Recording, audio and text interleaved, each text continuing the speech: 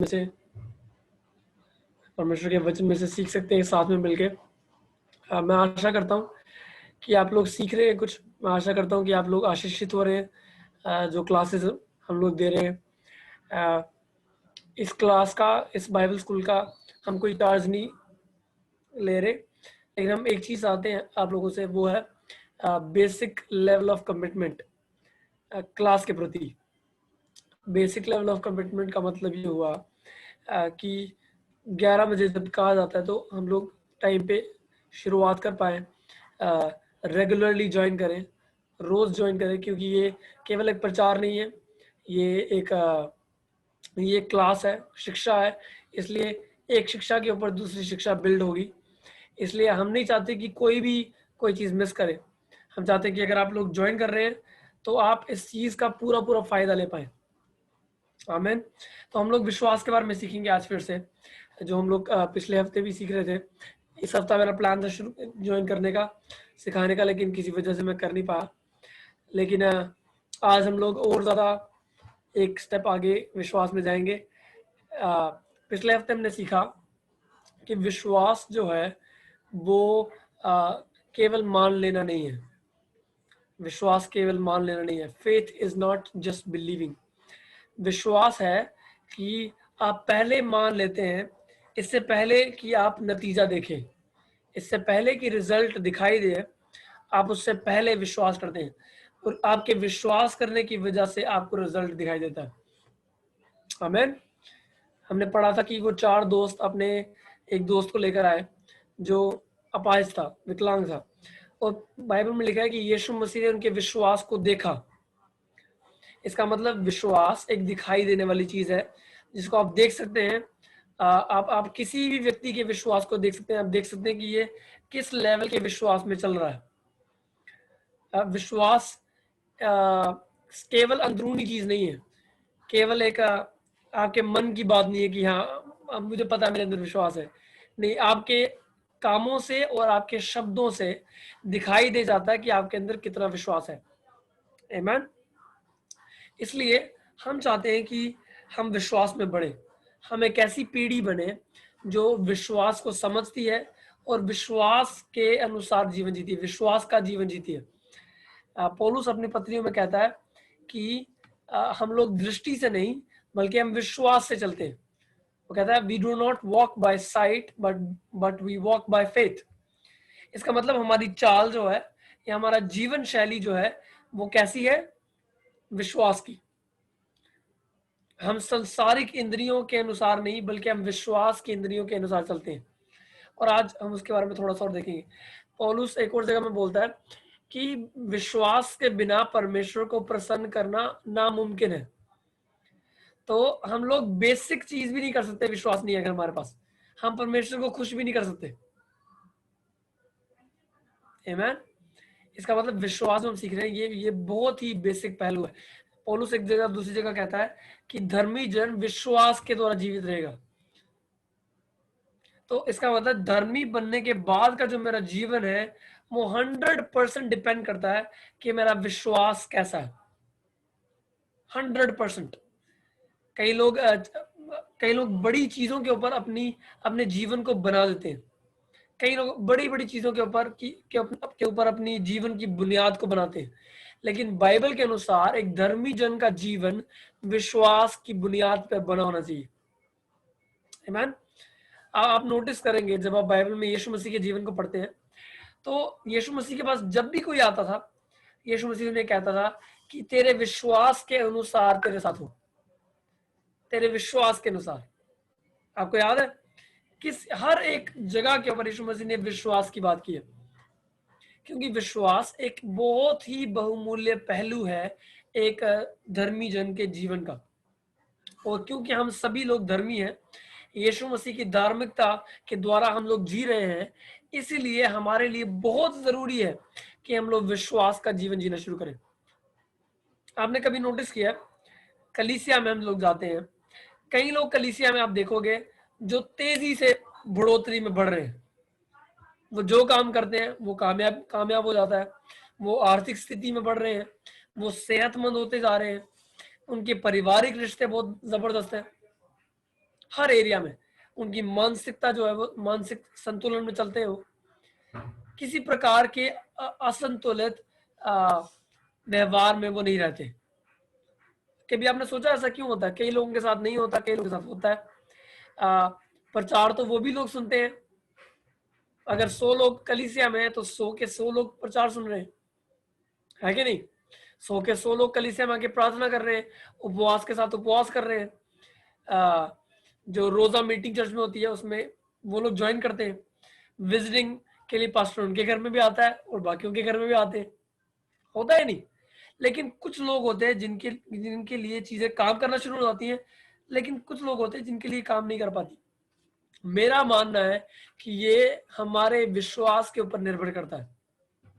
किस पर निर्भर करता है? मेरे और आपके विश्वास के ऊपर। कई बार हम सारी की सारी चीजें परमेश्वर के ऊपर डाल देते हैं। हम बोलते हैं प्रभु मेरे लाइफ में नहीं कर रहा, देखो प्रभु उसकी लाइफ में कर रहा है लेकिन मेरी लाइफ में नहीं कर रहा। प्रभु ने उसको चंगा कर दिया लेकिन मुझे चंगा नहीं किया। प्रभु उसको आशीष दे रहा है लेकिन मुझे आशीष नहीं दे रहा। लेकिन आपको ये जानने की जरूरत है, परमेश्वर आपके विश्वास के अनुसार आपके साथ काम करेगा। मैंने आपको बताया था, विश्वास परमेश्वर के राज्य की करेंसी है। विश्वास परमेश्वर के राज्य का रुपया है। तो अगर मुझे इंडिया में कुछ खरीदना है या बेचना है तो मुझे इंडिया की करेंसी चाहिए या नहीं? मुझे इंडिया की करेंसी चाहिए। अगर मैं ऑस्ट्रेलिया में चले जाऊंगा और वहां पे मैं इंडियन रुपीज दूंगा, उनको बोलूंगा कि मुझे ये दे दो भी, खरीदना मैंने, वो क्या बोलेंगे मुझे? वो बोलेंगे कि आपके पास ऑस्ट्रेलिया की करेंसी नहीं है। चाहे आपके पास इंडियन करेंसी है लेकिन आपके पास ऑस्ट्रेलिया की करेंसी नहीं है, इसलिए यहाँ पे आप कुछ भी खरीद नहीं सकते और कुछ भी बेच नहीं सकते। वैसे ही परमेश्वर के राज्य से कुछ लेने के लिए हमें परमेश्वर के राज्य की करेंसी चाहिए। आमीन।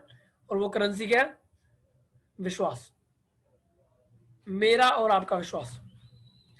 क्योंकि नए नियम में, नई वाचा में हर चीज जो हमें चाहिए वो ऑलरेडी मिल चुकी है। ऑलरेडी मिल चुकी है, मिलेगी नहीं, ऑलरेडी मिल चुकी है। आमीन। मतलब सब कुछ मेरे पास है लेकिन मुझे विश्वास की करेंसी को लेना है और उससे जाके मुझे उसको रिलीज करवाना है। विश्वास समझ लो मेरे लिए मेरा डेबिट कार्ड है। किस किस के पास डेबिट कार्ड है? डेबिट कार्ड में क्या होता है? जो ऑलरेडी आपके अकाउंट में है वो आप डेबिट कार्ड लेके एटीएम में जाते हो, डेबिट कार्ड डालते हो और आपको जितने की जरूरत है उसको आप क्या करते हो? डिपॉजिट, आपको उसको निकलवाते हो, राइट? तो परमेश्वर ने सब प्रकार की चीजें आपके अकाउंट में ऑलरेडी डिपॉजिट कर दी है। आपको मिलेंगी नहीं, आपको मिल चुकी है। चंगाई आपको मिल चुकी है। लिखा हुआ है यीशु मसीह के कोड़े खाने से हम लोग चंगे हो चुके हैं, होंगे नहीं, हो चुके हैं।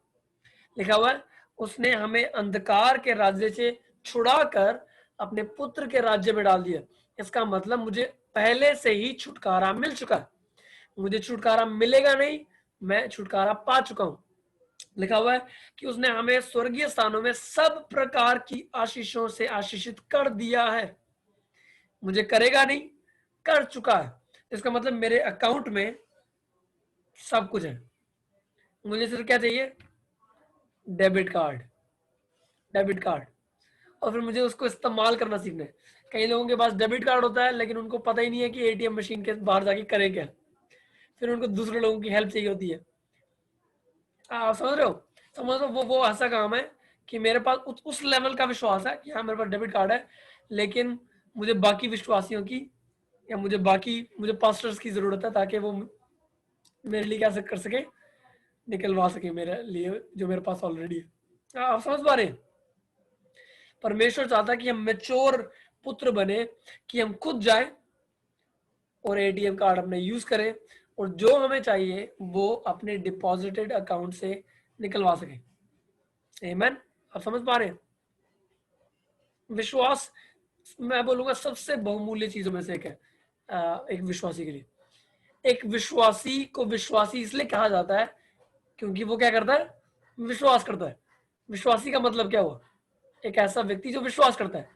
अब सोचो अगर विश्वासी विश्वास नहीं कर रहा तो क्या वह विश्वासी ठहरा? नहीं। क्योंकि वो चीज नहीं कर रहा जिसकी वजह से वो विश्वासी कहलाया जाता है। आमीन। तो हमारे लिए इंपॉर्टेंट है कि हम विश्वास करें, हमारे लिए इंपॉर्टेंट है कि हम लोग विश्वास का जीवन जिए, विश्वास में बढ़ना शुरू करें। आमीन। तो आज हम लोग सीखने जा रहे हैं बहुत ही इंपॉर्टेंट फैक्टर विश्वास का, वो है कि विश्वास की अपनी एक दृष्टि है। अब संसारिक लोग कहते हैं कि विश्वास अंधा है, वो कहते हैं विश्वास लॉजिकल नहीं है, विश्वास में रीजनिंग नहीं है, आप वाद विवाद नहीं कर सकते विश्वास में। लेकिन मैं आपको बताने वाला हूं कि विश्वास की आंखें हैं, विश्वास अंधा नहीं है। बाइबल का विश्वास किसी ना किसी चीज को देख कर अंधा नहीं है, पर विश्वास देखता है और उस तस्वीर को देखकर वो विश्वास करता है। आमीन। तो आज मैं आपको बाइबल में से दिखाऊंगा उदाहरण देकर, और मैं विश्वास करता हूं कि आज की क्लास के बाद काफी चीजें क्लियर हो जाएंगी आपके दिमाग में, और परमेश्वर आपको कई चीजें सिखाएगा और आपसे बात करेगा। आमीन। क्या आप लोग तैयार हैं? आमीन। मेरे साथ पढ़े गिनती की किताब, उसका 13 अध्याय। इसमें एक बड़ी प्रसिद्ध कहानी है, बड़ी मशहूर कहानी है। यह वो समय है जब मूसा इजरायलियों को मिस्र में से निकाल कर लेकर आया है, और मूसा 12 जासूसों को कनान में जासूसी करने के लिए भेज रहा है। मूसा का प्लान यह है कि परमेश्वर की आज्ञा के अनुसार मूसा कनान के ऊपर जाए और उस पर हमला करे और उसको वश में कर ले। लेकिन इससे पहले कि वो करे ऐसा, वो 12 लोगों को जासूस के रूप में भेज रहा है ताकि वो जाए और वो जांच के आए कि कनान जो देश है। गिनती का लास्ट तेरा की पहली आयत से पढ़ेंगे। फिर यहोवा ने मूसा से कहा, कनान देश में जिसे मैं इस्राएलियों को देता हूँ, उसका भेद लेने के लिए पुरुषों को भेज। वे उनके पितरों के प्रतिगोत्र में एक एक प्रधान पुरुष हो। यहोवा से यह आज्ञा पाकर मूसा ने ऐसे पुरुष को फरान जंगल में भेज दिया, जो सबके सब इस्राएली के प्रधान थे। उनके नाम ये है, रूबेन के पुत्र। आप 13 अध्याय उसकी 17 आयत से पढ़े जी।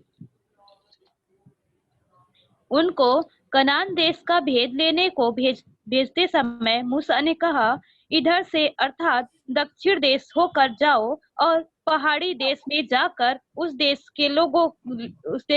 को देख लो कि कैसा है, और उसने बसे हुए लोगों को भी देखो कि वे बलवान है या निर्बल, थोड़े हैं या बहुत, और जिस देश में वे बसे हुए हैं वह कैसा है, अच्छा है या बुरा, और वे कैसी कैसी बस्तियों में बसे हुए हैं, और तंबुओं में रहते हैं या गढ़ अथवा किलों में रहते हैं, और वह देश कैसा है। तो आपको समझ रहे हैं, आप लोग समझ रहे हैं कि बेसिकली मूसा ये चाहता है कि वो जाएं और जगह को जांच के आए, वो देख के आए कि क्या वो जगह हम क्या उसके ऊपर उसको वश में कर सकते हैं, नहीं, क्या वो हमारी लिमिट के बाहर तो नहीं है, वहां के लोग किस प्रकार से रहते हैं, कैसे हैं डील डोल में, क्या जब हम उधर जाएंगे उनके ऊपर चढ़ाई करने तो हम कर पाएंगे या नहीं कर पाएंगे। तो मूसा ने 12 लोगों को चुना। कितने लोगों को? 12 लोगों को। और उसने उन्हें भेजा, उन्हें ये सब कुछ चेक करके आने के लिए बोला कि आप देख कर आया कि वो कैसे रह रहे हैं, कैसा खाना पीना है, कैसा डील डोल है। अब पढ़े मेरे साथ 26 आयत। 26 आयत। आपका माइक म्यूट है।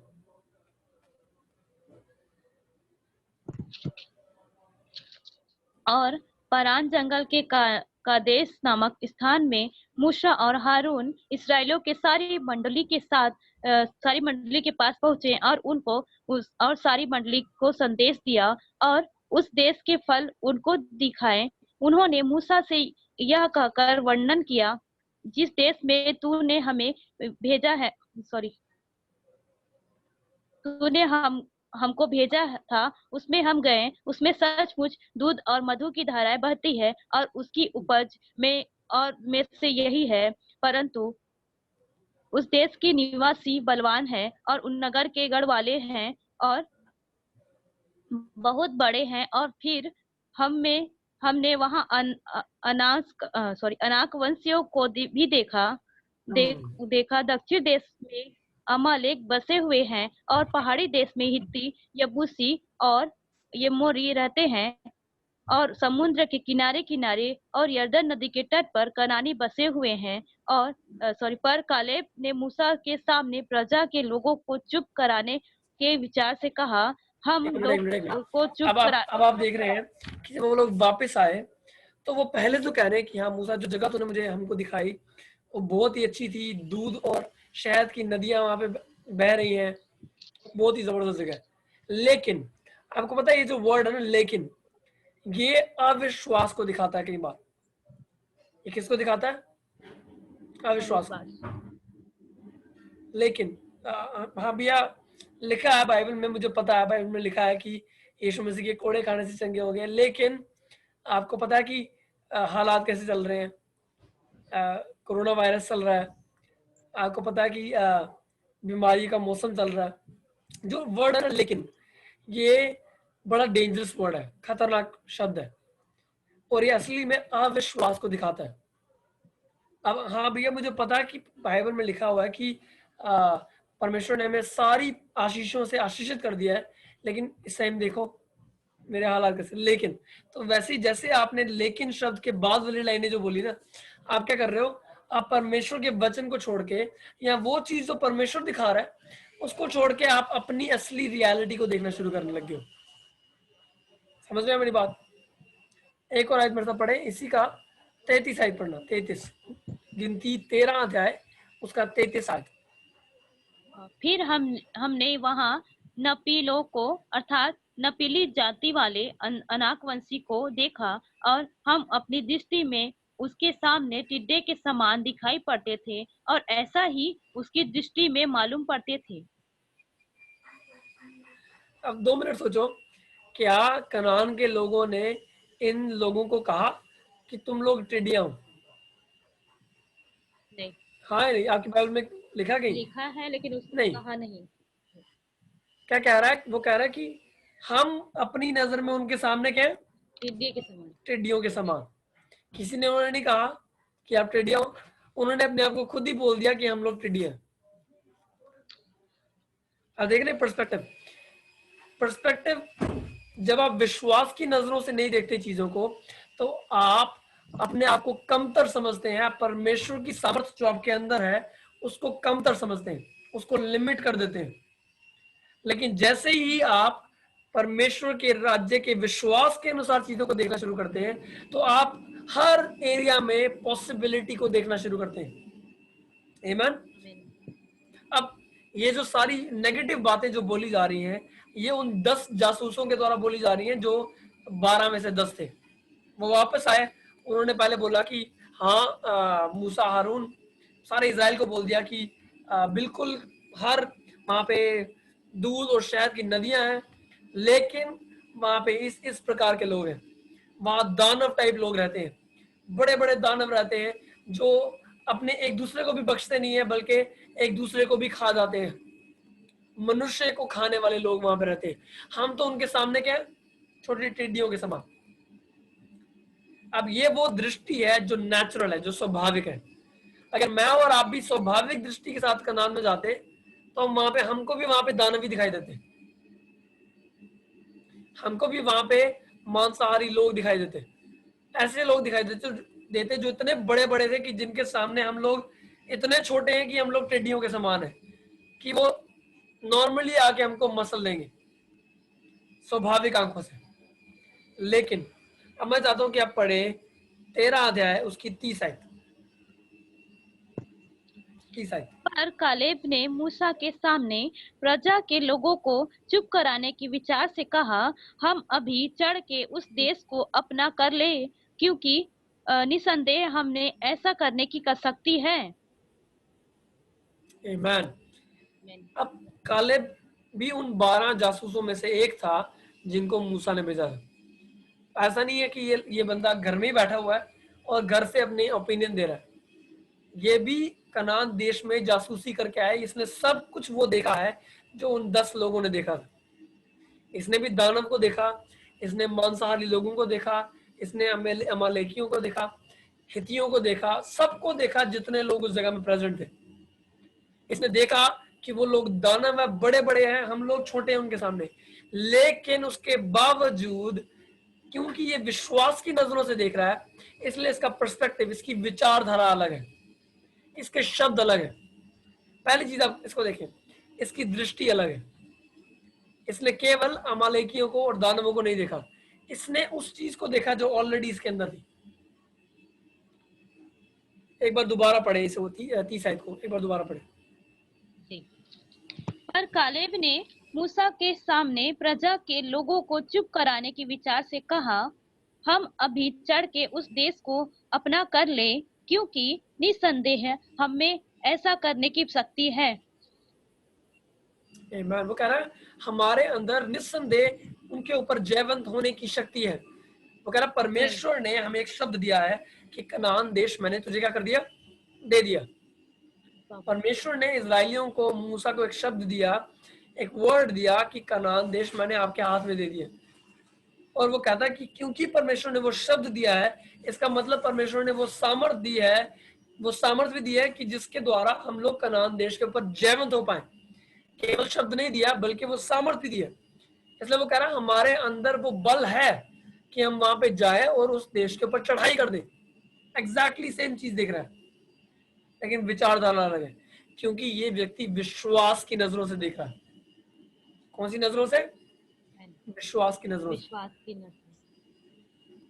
आमीन। आप देख पा रहे हैं डिफरेंस, विश्वास की नजरों से देखना और अविश्वास की नजरों से देखना। विश्वास की नजरों में आपको हर नेगेटिव हालात में पॉजिटिविटी दिखाई देगी। विश्वास की नजर से आपको हर हारी हुई स्थिति में जय दिखाई देगी। वचन में लिखा है, पौलुस कहता है कि मैं तुमसे कहता हूं कि तुमने, हे जवानों, यूहन्ना की पत्री में लिखा है कि हे जवानों, मैं तुम्हें इसलिए लिखता हूं क्योंकि तुमने उस दुष्ट के ऊपर जय पाली है, तुम जय पा चुके हो। अब मैंने जब पहली बार ये पढ़ा तो मैं परमेश्वर को पूछने लगा, परमेश्वर मुझे बताओ, जवान लोग तो सबसे ज्यादा हारे हुए लोग हैं अगर आज की स्थिति में देखें। आपका वचन कहता है, हे जवानों, मैं तुम्हें इसलिए लिखता हूं क्योंकि तुमने जय पा ली है। और मैं परमेश्वर को बोलने लगा, परमेश्वर इस जगह में आपका वचन कुछ और कह रहा है और असली वास्तविकता अलग है, असली रियलिटी अलग है। इसका मतलब परमेश्वर क्या, इसका क्या मतलब है? और परमेश्वर मुझे बोलने लगे कि क्या तू मेरे वचन के ऊपर विश्वास करेगा, क्या तू वो देखेगा जो वचन मेरा वचन तुझे दिखा रहा है, या वो जो तू अपनी स्वाभाविक आंखों से देख पा रहा है। अपनी शारीरिक आंखों से हम देख रहे हैं कि नहीं, जवान लोग हारे हुए, शैतान चढ़ा हुआ है, वो लोगों को हराने की कोशिश करता है, वो कलीसिया के विरुद्ध है। लेकिन विश्वास की आंखों से हम देखते हैं कि वचन कहता है कि नरक के द्वार कलीसिया के सामने खड़े नहीं हो पाएंगे। जो मेरे अंदर जीवित है वो उससे ज्यादा बड़ा है जो मेरे बाहर है। उसने हमें जयवंत से भी बढ़ के डरा। आप समझ रहे हैं, विश्वास की आंखों से आप अलग चीज को देखते हैं, आप एक अलग विचारधारा को रखते हैं। विश्वास इम्पॉसिबिलिटी को नहीं देखता। आप लोग समझ पा रहे हैं जो कह रहा हूं? 12 लोगों में ये लोग गए, 10 लोग बुरी रिपोर्ट लेके आए, 2 लोग अच्छी रिपोर्ट लेके आए। 10 लोग आगे कह रहे हैं कि नहीं, हमसे नहीं हो पाएगा, उल्टा वो लोग हमको मार देंगे, उल्टा वो लोग इतने बड़े बड़े दानव हैं कि हम तो उनके सामने टिड्डियों के समान है।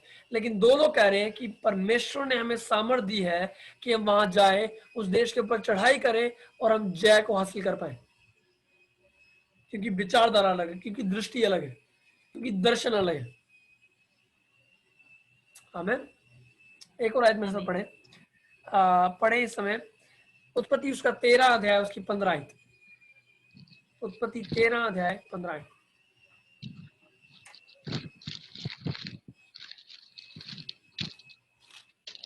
उत्पत्ति 13 अध्याय।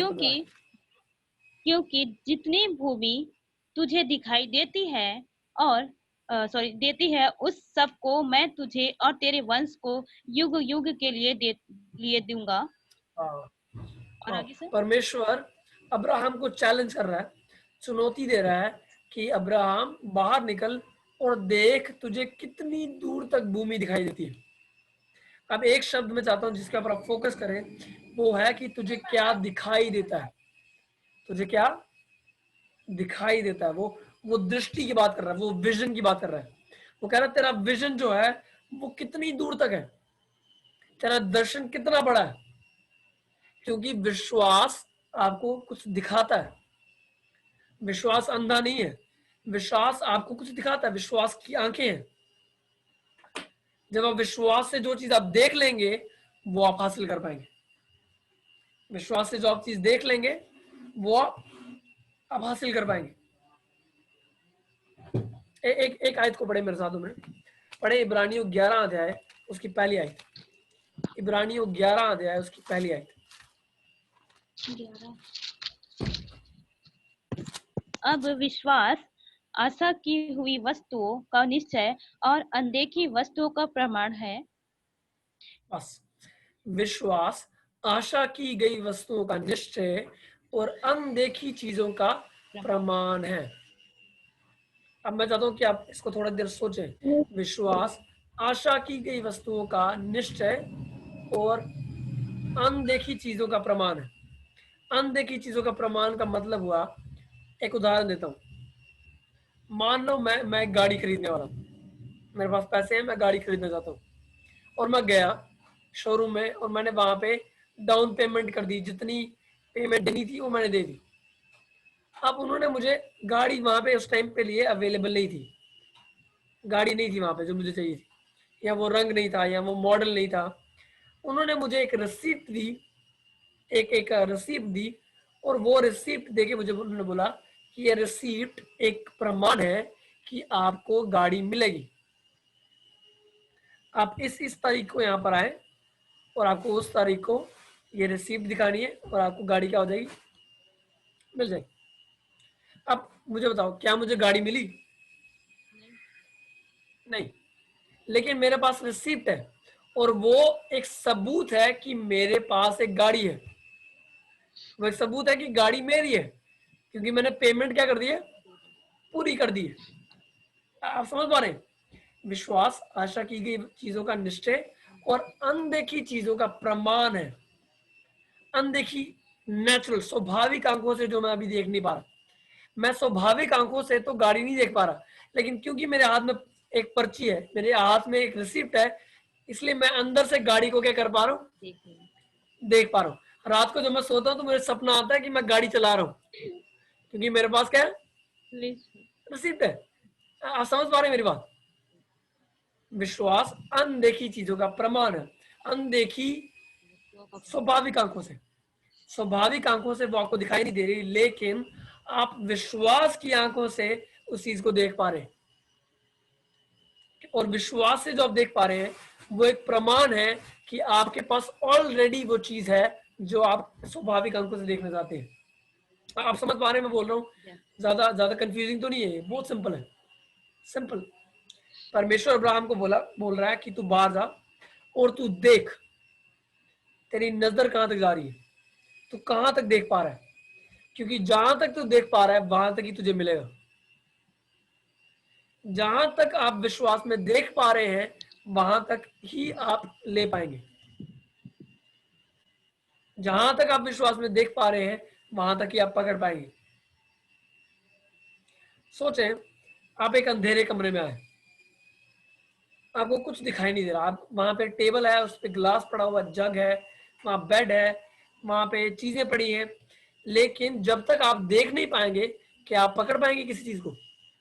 नहीं, उल्टा आप अपने आप को नुकसान देंगे, क्योंकि आपको दिखाई नहीं दे रहा, आप अपने आप को चोट पहुंचा सकते हैं। लेकिन जैसे ही ज्योति पड़ेगी, जैसे आप देख पाएंगे चीजें, वैसे ही आपके पास एक अथॉरिटी है, आप एम्पावर्ड हो गए, आपको शक्ति मिल गई कि आप पकड़ सकते हैं चीजों, आप ले सकते हैं चीजों। इसलिए इससे पहले कि मैं चीजों को लूं, मुझे चीजों को क्या करना है, देखना है। विश्वास अनदेखी चीजों का क्या, प्रमाण। और मैं आपको बताऊं, हमारी रिसीप्ट क्या है, हमारी पास कौन सी पर्ची है, पवित्र बाइबल, परमेश्वर का वचन, ये हमारी रिसिप्ट है। जब बाइबल कहती है कि तुझे सब प्रकार की आशीषों से आशीषित कर दिया है, तो वो एक रिसिप्ट है। चाहे मैं स्वाभाविक आंखों से आशीषों को देख पा रहा हूं या नहीं देख पा रहा, लेकिन मैं विश्वास से अंदर से मैं देख रहा हूं कि मेरे पास सारी आशीषें हैं। आमीन। और अगर मैं देख पा रहा हूं तो मुझे मिल जाएंगे। अगर मैं देख पा रहा हूं तो मैं पकड़ लूंगा। अगर मैं देख पा रहा हूं तो मैं रिसीप्ट लेके जाऊंगा और मुझे वो गाड़ी मिलेगी। लेकिन उससे पहले, क्या मैं अपने सपनों में गाड़ी चला रहा हूं? क्या मैं अपनी कल्पना में अपने आप को देख पा रहा हूं कि हाँ, मैं और मेरी फैमिली गाड़ी में बैठे? मेरे पापा आपको गवाही सुनाएंगे, जब वो इस जगह में आए जहाँ पे हमारा बाइबल स्कूल है, जहाँ हमारा कंपाउंड है पूरा, हमारा एक स्कूल है यहाँ पे, चैरिटेबल स्कूल है जहाँ पे हम बच्चों को कम फीस में पढ़ाते हैं। हमारा एक चर्च है, हमारे पास यहाँ पे एक ऑर्फनेज है जहाँ पे 16 लड़कियां रह रही हैं जिनके माँ बाप नहीं है, कईयों के बाप नहीं है, कईयों की माँ नहीं है, कईयों के माँ बाप नहीं है, और यहाँ पे वो रहती है। और जब जब मेरे पापा मम्मा यहाँ पर आए इस एरिया में, तो तब यहाँ पे कुछ नहीं था, ये पूरी जगह एक पहाड़ थी। और जब डैडा पहली बार आया तो उन्होंने वो विश्वास से चीजों को देखना शुरू कर दिया। उन्होंने विश्वास से उन्होंने देखा कि यहाँ पे एक चर्च होगा। विश्वास से उन्होंने देखा कि यहाँ पे स्कूल होगा, यहाँ पे ऑर्फनेज होगा, यहाँ पे हमारा घर होगा, यहाँ पे बाइबल स्कूल होगा, यहाँ बाइबल स्कूल का क्लासरूम होगा। आप समझ पा रहे हैं मेरी बात? क्योंकि उन्होंने विश्वास में देखा, इसलिए आज फिजिकली हम हर वो चीज को देख पा रहे हैं जो उन्होंने पहले विश्वास में देखी। तो मेरा सवाल आपसे यह है, आप विश्वास में क्या देख पा रहे हैं? क्या आपके अंदर विश्वास की आंखें खुली हैं या नहीं? लोग बोलते हैं नहीं नहीं नहीं, हमको दिखाओगे तो मान लेंगे। परमेश्वर कह रहा है तू विश्वास की आंखों से देख पहले, क्योंकि जो तू देख पाएगा वही तू पकड़ पाएगा। अगर तू देख नहीं पाएगा तो तू पकड़ नहीं पाएगा। मैं प्रे करता हूं और मैं आशा करता हूं कि आप समझ पाए जो मैं बोल रहा हूं। परमेश्वर ने अब्राहम को बोला तू बाहर जा और दृष्टि कर, देख कहां तक तू देख पा रहा है, क्योंकि जहां तक तू देख पाएगा वहां तक ही मैं तुझे दे पाऊंगा। और आपको एक और जबरदस्त न्यूज देता हूँ। आपको पता है जब ये 12 लोग गए और 10 लोग आए, उन्होंने बुरी रिपोर्ट दी। उन्होंने बोला नहीं, हम लोग नहीं चढ़ाई कर पाएंगे कनान के ऊपर, हम लोग तो छोटे टिड्डियों के समान हैं। 2 लोग कालेब और यहोशू वापस आए। उन्होंने बोला परमेश्वर ने हमें बलवंत किया, उसने हमें वो सामर्थ दिया कि हम जाएं और जयवंत हो जाए। और पूरे इजराइल ने उन 10 लोगों की बात को माना और 2 लोगों की बात को नहीं माना। आपको पता है लोग अट्रैक्ट होते हैं बैड न्यूज से, और गुड न्यूज को वो लोग आसानी से रिसीव नहीं कर पाते। ये एक सत्य है। कोई बुरी खबर सुनेंगे तो ज्यादा दुखी हो जाएंगे, खुशी की खबर ज्यादा लोगों को खुश नहीं कर पाती। ये एक फैक्ट बता रहा हूं। और एक बुरी खबर के ऊपर बंदा लगा रहे, मतलब एक बुरी खबर आ गई उसके ऊपर बंदा 2-3 महीने डिप्रेशन में रह सकता है, लेकिन एक खुशी की खबर को 2-3 महीने मना नहीं सकता, उसको सेलिब्रेट नहीं कर सकता। तो भैया वो नुकसान मेरा हो गया था यार 2 महीने पहले। कब हुआ था भैया? भैया वो पिछले साल हुआ था। तो अभी तक उस नुकसान को लेके बैठा हुआ। लास्ट टाइम फायदा कब हुआ था? भैया परसों हुआ, लेकिन क्या फायदा उस फायदे का? जो 2 महीने पहले नुकसान हुआ था उसको वो भी तो देखो। आप समझ रहे हो मेरी बात? आप क्या देख पा रहे हैं? जो आप देख पा रहे हैं वही आप पकड़ पाएंगे। अब उसका रिजल्ट क्या हुआ मैं आपको बताता हूँ। क्योंकि सारे इजराइल ने बुरी खबर को एक्सेप्ट किया, उस पीढ़ी में से एक भी व्यक्ति कनान देश में नहीं गया। केवल ये 2 व्यक्ति गए। केवल यहोशू और कालेब थे जिन्होंने पहले विश्वास में देखा कि हम जयवंत हो सकते हैं। क्योंकि उन्होंने विश्वास में देखा, इसलिए वही शारीरिक रूप में भी कनान में पहुंचे। ये 10 लोग जो कह रहे थे ना कि हम टिड्डी हैं, ये टिड्डियों की तरह ही जंगल में मर गए। समझ पा रहे मेरी बात? आप क्या देख पा रहे हैं? बहुत इंपॉर्टेंट है। मेरे साथ पढ़े नीति वचन उसका 29 अध्याय उसकी 18 आयत, नीति वचन उसका 29 अध्याय उसकी 18 आयत। जहाँ दर्शन की बात नहीं होती वहाँ लोग निरंकुश हो जाते हैं और जो व्यवस्था को मानता है वह धन्य होता है। जहां दर्शन की बात नहीं होती। अब मुझे पता है दर्शन ज्यादातर लोग समझते हैं कि वो विजन है, लेकिन विजन का मतलब क्या है? दर्शन क्या हुआ? दर्शन और दृष्टि दोनों ऑलमोस्ट सिमिलर चीजें। दर्शन और दृष्टि, विजन। विजन क्या होता है? आप क्या देख पा रहे हैं उसको बोलते हैं दर्शन। मैं क्या देख रहा हूं, राइट? और नीति वचन में हमने अभी पढ़ा कि जहां दर्शन नहीं है वहां पे लोग नाश होते हैं। इंग्लिश में लिखा हुआ where there is no vision people perish. तो लोग क्यों नाश हो रहे हैं? सोचे तुम्हें, लोग इसलिए नाश नहीं हो रहे कि उनके पास परिपक्व समान नहीं है। लोग इसलिए नाश नहीं हो रहे कि उनके पास चंगाई नहीं है। लोग इसलिए नाश नहीं हो रहे कि उनके पास चंगा करने वाला नहीं है, उनके पास आशा नहीं है।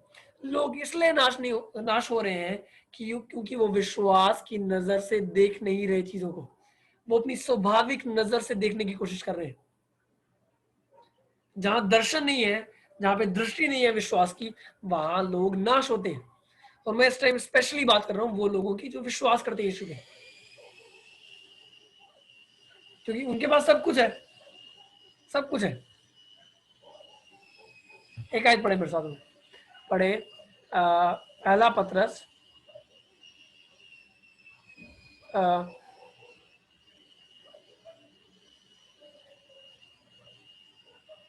उसका एक सेकंड, दूसरा पतरस उसका 1 अध्याय उसकी 3 आयत।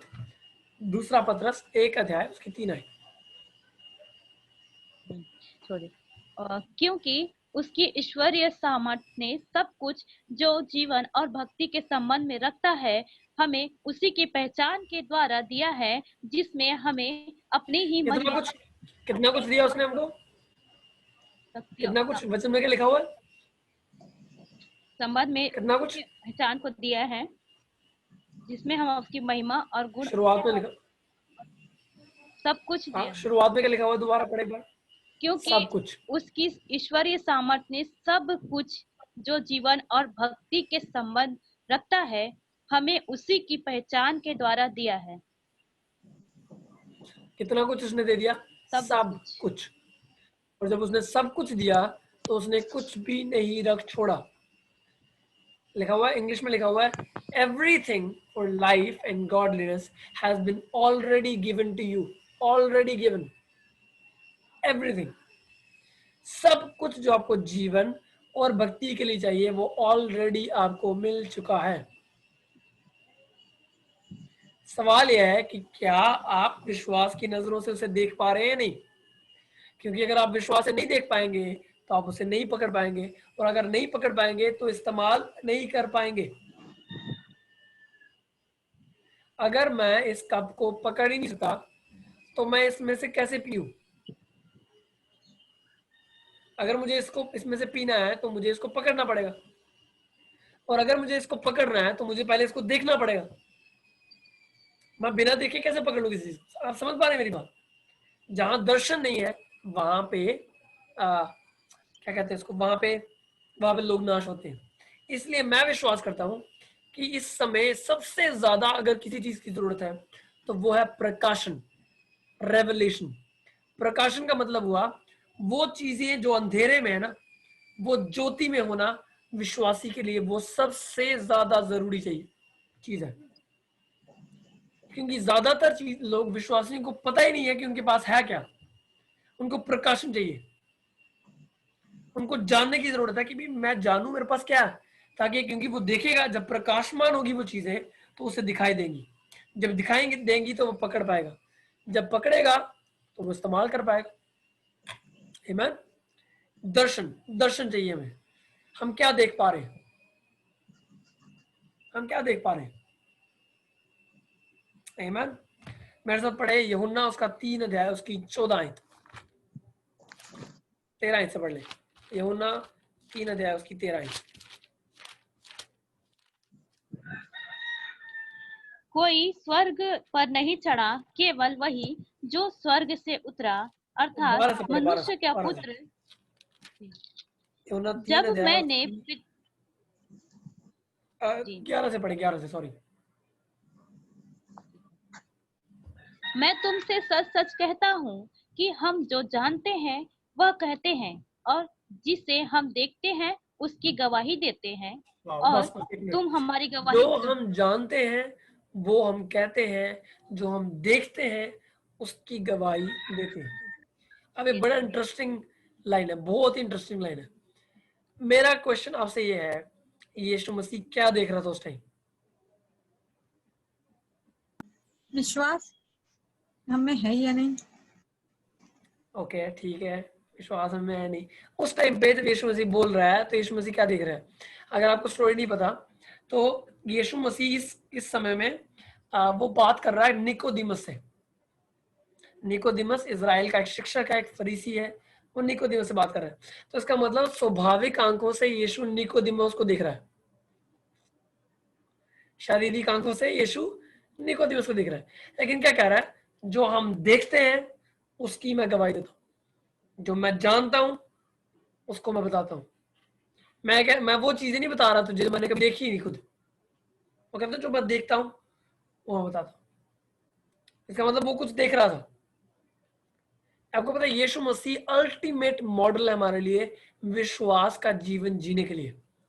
यीशु मसीह ने हमको दिखाया है कि विश्वास का जीवन कैसे जिया जाता है। उसने दिखाया कि स्पिरिचुअल आत्मिक मंडल में पहले चीजों को देखो और फिर वहां से चीजों को पकड़कर शारीरिक मंडल में देखो। वो कहता है मैं उन्हीं चीजों को बताता हूँ जो मैं देखता हूँ, शारीरिक आंखों से नहीं, आत्मिक आंखों से, विश्वास की आंखों से। जो मैं विश्वास की आंखों से देखता हूँ वही मैं बोलता हूँ। अब अगली लाइन को पढ़े, अगली आयत 12 आयत। जब मैंने तुमसे पृथ्वी की बातें कही और तुम विश्वास नहीं करते, तो यदि मैं तुमसे स्वर्ग की बातें कहूँ तो फिर कैसे विश्वास करोगे? राइट, कोई आगे। स्वर्ग पर कोई स्वर्ग पर नहीं चढ़ा, केवल वही जो स्वर्ग से उतरा, अर्थात मनुष्य का पुत्र जो स्वर्ग में है। और जिस रीति से मूसा ने जंगल में सांप को ऊंचे पर चढ़ाया, बस बस उस बस बस, थैंक यू। तो यीशु कह रहा है कोई स्वर्ग पर नहीं चढ़ा, कोई स्वर्ग से नहीं उतरा, केवल मनुष्य का पुत्र जो स्वर्ग से उतरा है। कोई स्वर्ग पर, कोई स्वर्ग से नहीं पर नहीं चढ़ा, केवल वो जो स्वर्ग से उतरा है, अर्थात मनुष्य का पुत्र जो स्वर्ग में है। अब मेरा सवाल यह है कि क्या यीशु स्वर्ग में था या पृथ्वी पे था?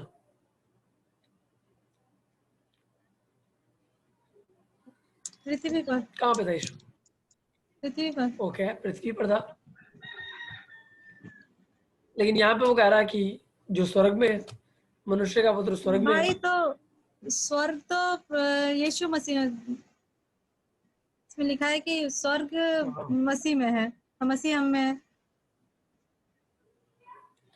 बहुत सही। कहने का मतलब यीशु मसीह सेम टाइम पे दोनों मंडलों में, दोनों रेल्म्स में चल सकता था। तो वो कह रहा है मैं देख रहा हूं जो मैं बोल रहा हूं, क्योंकि मैं उस मंडल में भी एग्जिस्ट करता हूं, मैं उस रेल में भी हूं। मैं सेम टाइम पे स्वर्ग में हूं और उसी समय मैं पृथ्वी पे हूं। जो मैं बोलता हूं वो मैं स्वर्ग की चीजों को देख रहा हूं और फिर मैं पृथ्वी पे बोल रहा हूं। जो मैं बोलता हूं वो मैं पहले देखता हूं और जांचता हूं, जानता हूं और फिर बोलता हूं। मैं आपको बता रहा हूं आज दृष्टि के बारे में, हम क्या देख रहे हैं, विश्वास की नजर से हम देख रहे हैं या नहीं। तो मैं यीशु मसीह का एग्जाम्पल आपको दे रहा हूं कि यीशु मसीह स्वर्ग की चीजों को पहले देखता था, फिर वो पृथ्वी के ऊपर देखता था। उसकी दृष्टि वो ज्यादा स्वर्ग के प्रति कॉन्शियस था, इतना वो पृथ्वी के प्रति कॉन्शियस नहीं था। कैसे? जब वो किश्ती में बैठा है, जब वो नाव में है, तो बाइबल कहती है कि वो सो रहा है। क्यों? क्योंकि वो सेम टाइम पे वो उसकी नजरें स्वर्ग पे अटकी हैं। वो विश्वास की नजरों से देख रहा है कि तूफान एग्जिस्ट नहीं करता उस जगह में, इसलिए वो रेस्ट में रह सकता है।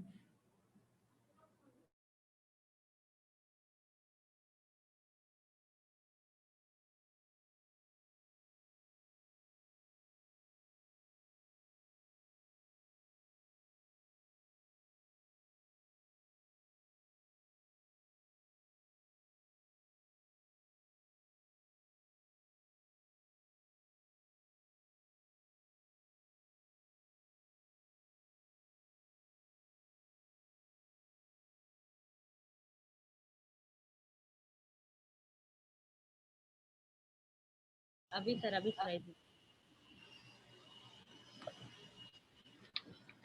राइट। तो मैं बता रहा था कि आप क्या देख रहे हैं, क्या आप विश्वास की नजर से देख पा रहे हैं? तो यीशु मसीह विश्वास की नजरों से लाजर को जीवित देख रहा था, मरा हुआ नहीं, जीवित। राइट।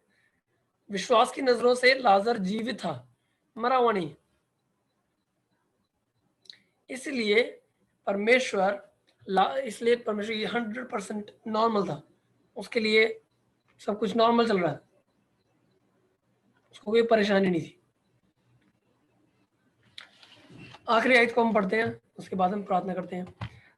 पढ़े मेरे साथ गिनती की किताब, उसकी 14 अध्याय, उसकी 38 आयत। गिनती 14:38।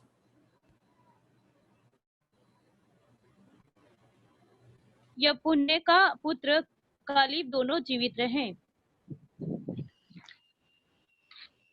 आगे आगे। तब मूसा ने ये बातें सब इस्राएलियों को वह सुनाई और वे बहुत विलाप करने लगे।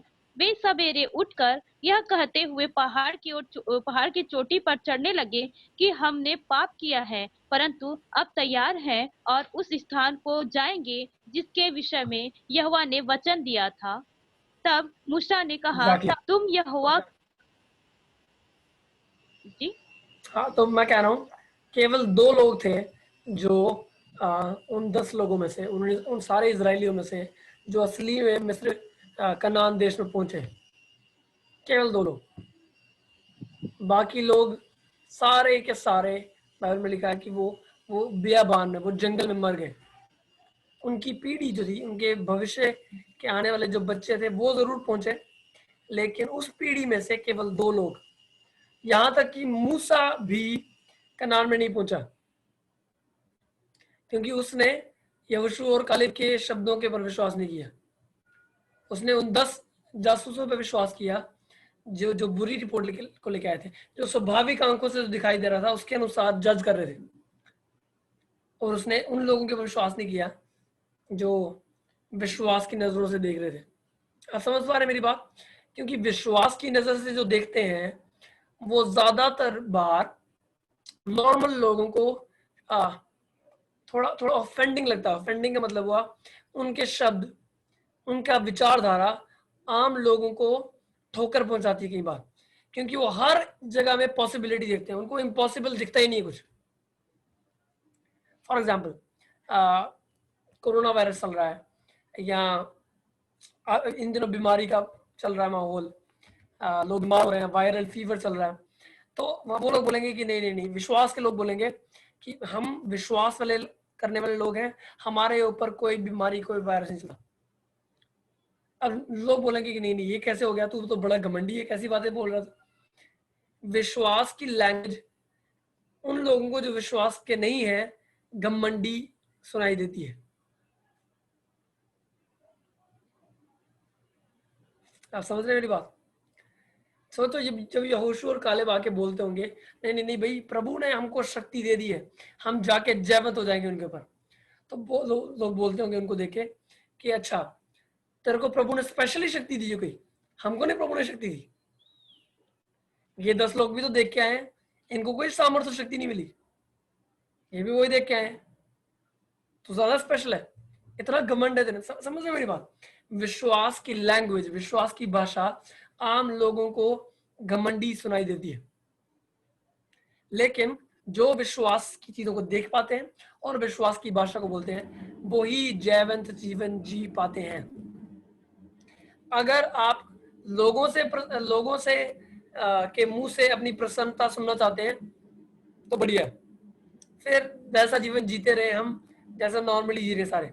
लेकिन अगर हम एक जयवंत जीवन जीना चाहते हैं, एक ऐसा जीवन जीना चाहते हैं जिससे प्रभु प्रसन्न हो, तो हमें लोगों की चिंता को छोड़कर परमेश्वर के बारे में सोचना शुरू करना है। पौलुस कहता है कि अब मैं मनुष्य को प्रसन्न करूं या परमेश्वर को? वो कहता है हाँ, मैं जरूर परमेश्वर को प्रसन्न करूंगा, मुझे मनुष्य को प्रसन्न करना मेरे लिए जरूरी नहीं है। लोग मेरे बारे में क्या कहते हैं इंपॉर्टेंट नहीं है। कालेब और यहोशू के ऊपर लोग पथराव करने लग गए, लेकिन अगर आप इस पूरी अध्याय को पढ़ेंगे ना, 13 अध्याय गिनती 13 और 14 को पढ़ेंगे तो आप देखेंगे कि कालेब और यहोशू के ऊपर लोग पथराव करने लग गए क्योंकि वो विश्वास की भाषा बोल रहे थे। लेकिन चलो उस समय तो उन्होंने 3-4 पत्थर सह लिए, लेकिन वही 2 व्यक्ति थे जो कनान में पहुंचे, बाकी सारे के सारे लोग बियाबान में जंगल में मर गए।